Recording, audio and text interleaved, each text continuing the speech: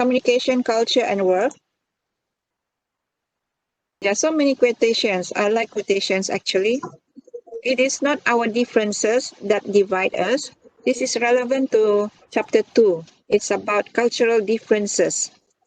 It is our inability to recognize, accept, and celebrate those differences. Please mute your mic, yeah? So this is by Audre Lorde. So this is very meaningful. If you are not able to understand other people's culture, then it is very difficult for you to get along with people. So you need to know, become aware, and know and understand their culture. Why they do like that? Why is their culture like that? So once you have this knowledge, we will be able to understand their culture. So it is important. So once we have this understanding, it will promote our closer relationship between us. Because no doubt we are Malaysians, but in Malaysia we belongs to many different races and ethnics. So that makes us very interesting and sometimes very difficult to understand each other. So this quotation is very meaningful. It is not our difference that divides us, but it is because of our inability to understand each other. Okay, so make sure that when you have a misunderstanding with a friend who is different culture, from a different culture, so don't blame that to these people, but just it's the inability of us to understand their culture. So we have to understand their culture, then you will be able to know and cooperate with each other. So this is very important in the workplace. So these are the objectives: define culture and core culture. So culture here is the main culture, for example, Malaysian culture. And core culture can be referring to the small culture. In Malaysia, we have Chinese, Indians, Malays. So that can be termed as core culture. And also the gender, the minority, that is also core culture. The second objective is identify ways in which ethnicity, generation, region, and disability influence communication. So all these differences can influence communication. It can help us understand better, or it can create conflicts among us. The third one is describe key intercultural differences in formality, social custom, dress, time, tolerance for conflict, and gender roles. The fourth one, this is very interesting. It's about Hofstede cultural dimensions, power distance, individualism, collectivism, uncertainty avoidance, masculinity or femininity, and long and short-term cultural dimension, which can affect communication. We have posted a video, a YouTube video on Smart 3, Hofstede cultural dimensions. So please watch that. It's very interesting. I'm sure you will enjoy watching that video. And the last objective is describe the cultural challenges in a specific organization or career. So these are the objectives here. I am not going to cover all. So you need to read this on your own. Refer to your text, all right? I will just cover the main points. So the nature of culture. So what is culture? How do we get culture? So culture is learned. It's not innate. Innate means inborn. It's not in you. It's learned. Most of the cultures is learned. It's from our observations of other people, and we take that as our culture. You remember last time when our grandfathers or great-great-grandfathers used to work in the paddy fields, but now it's not anymore. So that is their culture. Now the culture is in the office, working in the office, right? And in my time, when I was working in the 80s, we don't have laptops, we don't have computers. We use the typewriter to type. So that is the working culture at that time. But now it's changed already. So culture is learned. It's changing. It's not static. It's not. It is dynamic. It keeps on changing. Okay. And culture is invisible to those with ethnocentric views. What does ethnocentric means? Ethnocentric means those people having this view that their culture is inferior. Their culture is superior. Meaning to say, their culture is very good. Their management, for example, their management style is very good. So they have these ethnocentric views that their culture is the best compared with others. Okay, and culture shapes communication. Yes, it shapes our communication in every culture, in every society. Different society have their own way of communication. Like me, I'm a Kadazan, so I have my own language, Kadazan language. So I can communicate. I communicate in Kadazan. So this communication, this Kadazan language shapes my communication with others. Core culture shapes society. So just now I mentioned core culture, which refers to the little culture or the small culture. For example, the Malays, in terms of races, in terms of gender, in terms of minority, and so forth. So these core cultures shape society. So what is culture?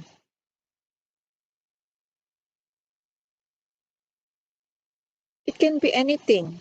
It can be defined briefly as a set of values shared by a group. So what are the values? So different people have different set of values. For example, honesty.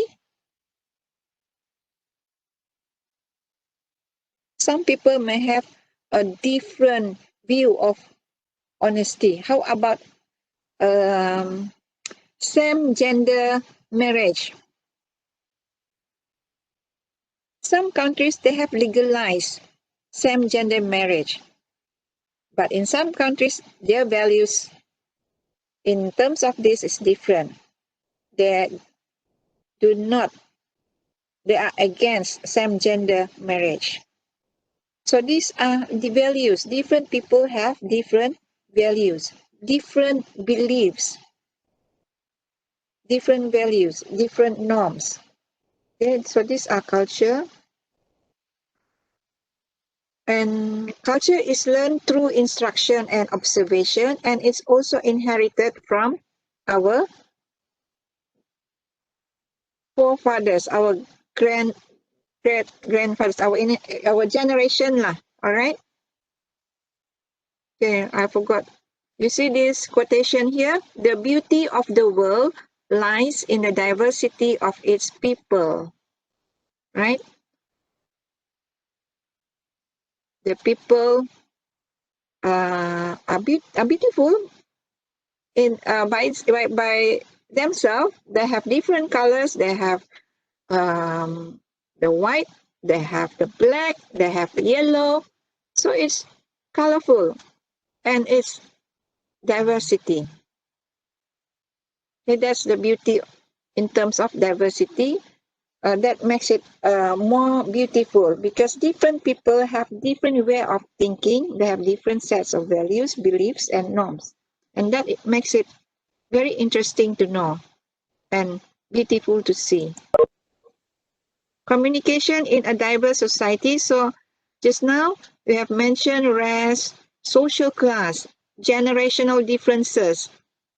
In terms of social class, in Malaysia, do we have social class? Probably yes, but not so formally known. Like we have the rich and the poor. Okay, In India, they have this caste system. So that's referring on the social class. And generational differences, like Gen X, baby boomers, millennials, all these are generation, okay, different generation. So of course there are differences in terms of how they communicate. So like Gen X, they have their own way, their own style of communicating. The Gen Y or the millennials have their own way. Millennials are known to be born in the era of technology, right? So their communication is different from the Gen X or baby boomers, where they were born during the time where we do not have this sort of technology. So there are misunderstandings between these generations, but that makes it more interesting. Regional differences in terms of, for example, like in Malaysia, we have the East Malaysia, we have the Semenanjung. So these are in terms of regional. And within Malaysia itself, like Kelantan, we have Kelantan and we have Sabah, all those, yeah. That's on regional differences. Disabilities, this one you know already. Some people have their own disability. What do you say? Those one example. I have one example on the disability. I will go to that later. Sex and gender in terms of gender. So communication between sex and between the same between guys, the male and female, etc. And the military veterans. All these are different communities and they have their own way of communication. Okay, so for example, race and ethnicity, there are differences involved in how they talk, and then their attitudes toward conflict, disclosure, the eye contact, and so forth. You can read this text topic on race discrimination. I'm not very sure whether this is the correct page for the ebook. This is from the hard copy.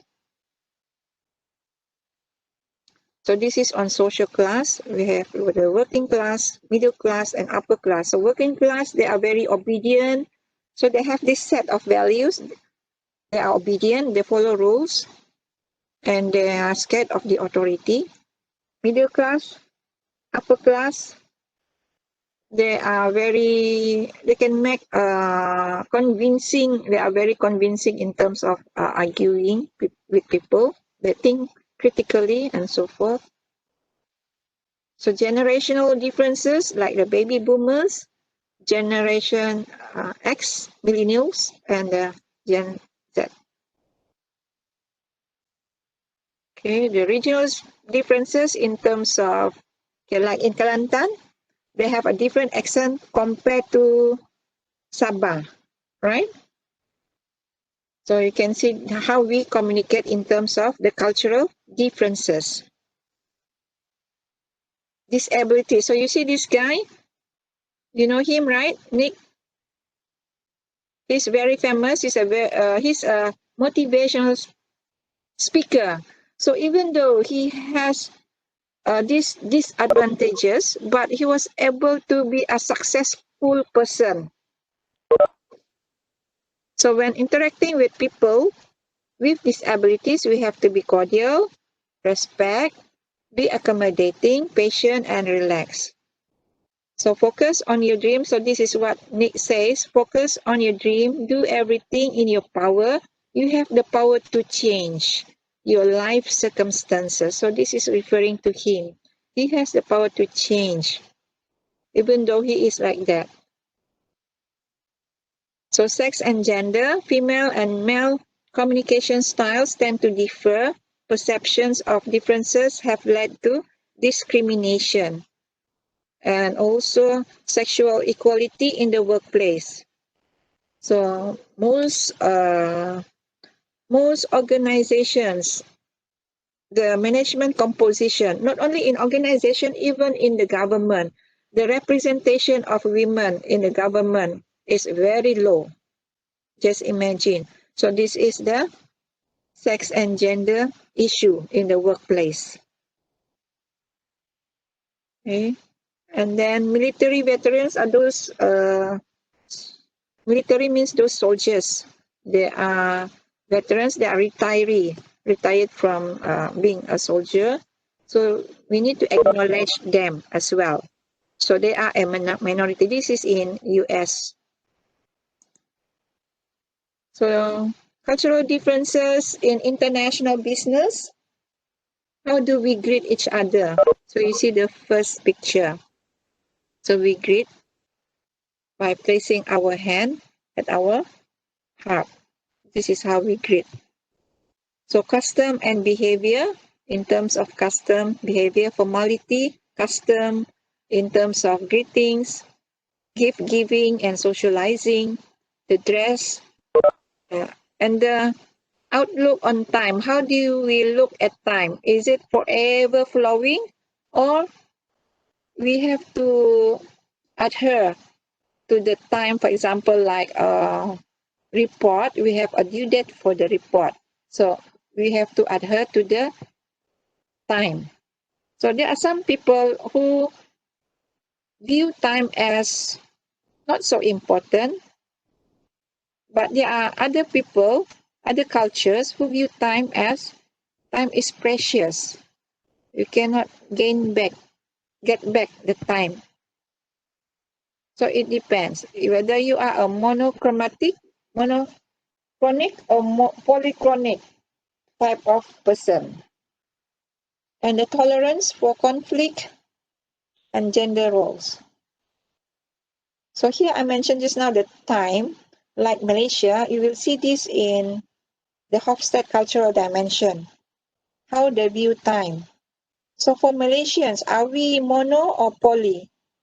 Already, I'm not sure on this, got confused already, but for Malaysians, we are a bit relaxed. We don't view time as something very concrete, because to us, time is always flowing. If we cannot do that today, we can always do it tomorrow. So that is our view, our perception on time. But for other culture, like in the Western country, they view time as it's really precious. So if you have a due date today, so it has to be done by today. You cannot extend, or you cannot say, never mind, it's okay. But for us here, it's different. That's how we look at time. Even when it comes to a meeting, right?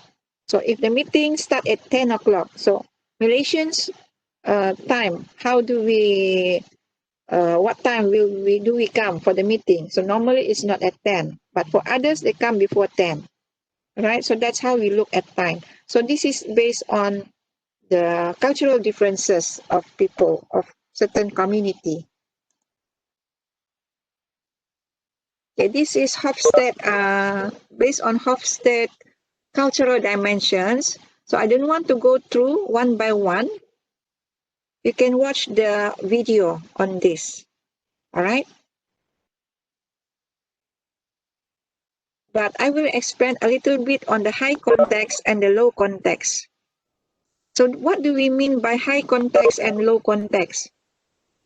First, what actually is context? It's referring to the background, to the background of the situation. Okay. Like for example, the Americans, they are known as low context culture.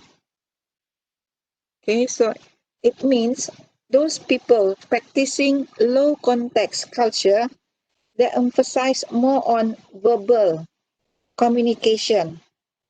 But for those people who emphasize on high context culture, they do not emphasize on the verbal communication, but they will observe, they will look at the context. of the situation, like the Japanese and Malaysians. Malaysians, we are not very vocal. We show it by our body language, right? But for the Americans, the Western people, they are very vocal. That is why it's low context. Americans, what they think, they will say. For example, if they do not agree with the plan, they will just say they do not agree with the plan. But for us Malaysians, if we said that to our boss, our boss proposed this plan, and if we say that, employees, we said this to our boss, that will be perceived as we are confronting our superior. So which is not allowed in our culture. Our culture says that we have to respect our superior, those people in power. Right? So we are a high context. We base on the context. So normally when we are not agreeable to a certain things that our boss say, we will just keep quiet, but we will probably say in another way. We may say, okay, boss, I will look at it. You won't say, no, I do not agree, right? So that is how we will say this in our context, in our culture. So the low context culture tend to value the written word, the spoken and written word. The agreements is binding, and they take the law very strictly. But the high context, it's less emphasis on the written word and less emphasis on the written contract. So even if you have the contract, but the partners in the contract did not honor, it's okay for the high context culture. And they view the law with more flexibility. Okay, here, cultural context refers to the mixture of traditions, expectations, and unwritten social rules instead of the message content, verbal, that help convey meaning between members of the same culture.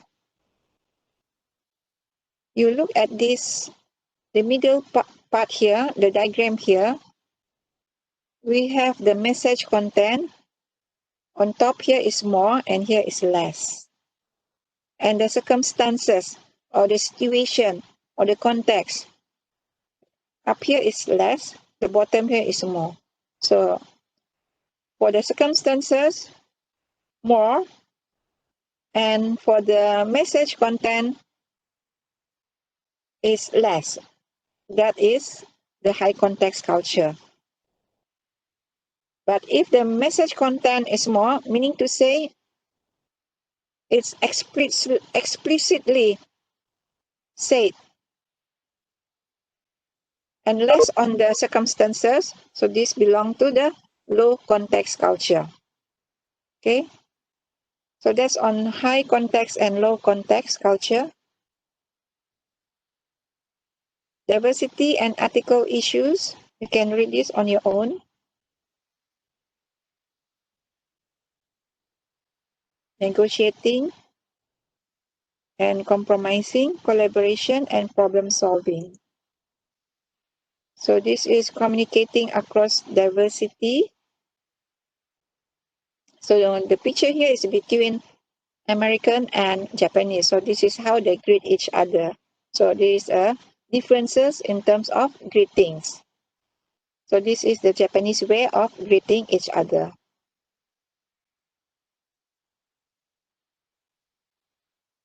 Okay, just now you see this diagram here.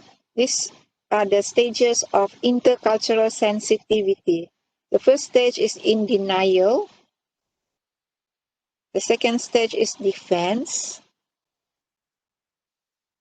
this is in terms of your adaptation to other person's culture. So first stage, you are in denial. You do not want to know or embrace that culture. Second stage, you are being hostile towards that culture. Third stage, you believe that cultural differences are superficial only. The fourth stage is you tend to accept already. Once you get to know the culture, you understand a little bit, you tend to recognize and explore the differences. And the next step, the next stage is adaptation, and finally the integration. So these are the stages of cultural adaptation.